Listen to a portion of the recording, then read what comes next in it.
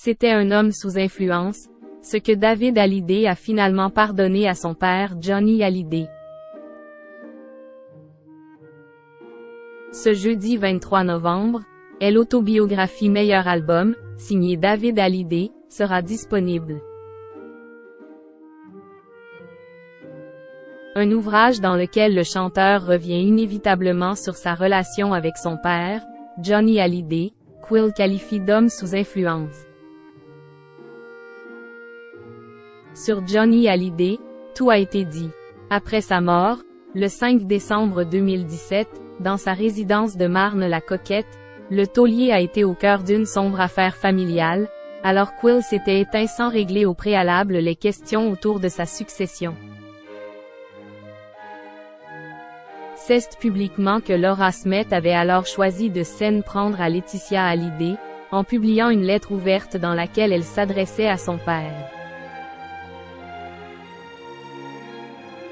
S'en est suivie une longue bataille médiatico-judiciaire entre les deux femmes, de laquelle David Hallyday s'est toujours tenu à l'écart. Le chanteur a d'ailleurs mis un point d'honneur à ne plus prononcer le nom de Laetitia Hallyday dans les médias, lui qui n'a plus aucun lien avec la veuve de son père.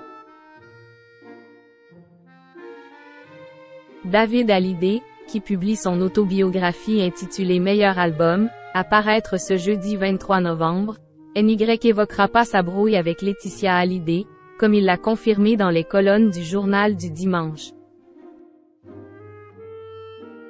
Un choix très réfléchi de la part de celui qui trouve grotesque de laver son linge sale en public.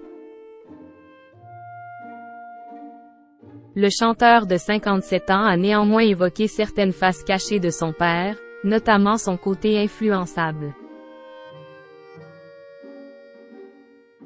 Des personnes proches qui l'encourageaient à me mettre de côté.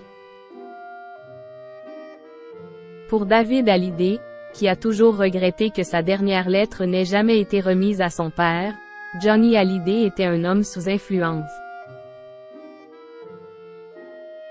Il y a eu des moments dans sa vie où il a été sous influence de personnes proches qui l'encourageaient à me mettre de côté. Et il pouvait avoir la faiblesse d'y céder. Sans qu'il y ait la moindre méchanceté en lui, il aimait profondément tous ses enfants, et quand nous avons fait l'album 100%, j'ai ressenti beaucoup d'admiration de sa part, a-t-il expliqué au journal du dimanche. Puis d'ajouter, mais il s'est montré influençable à une certaine période, à quoi s'ajoute un certain esprit et même un esprit de compétition. J'ai fini par lui dire ce que Jen pensait, il en a paru embarrassé. Pour bien le connaître, j'ai compris que ce n'était pas vraiment lui qui avait parlé. C'était alors un homme sous influence, ça arrive.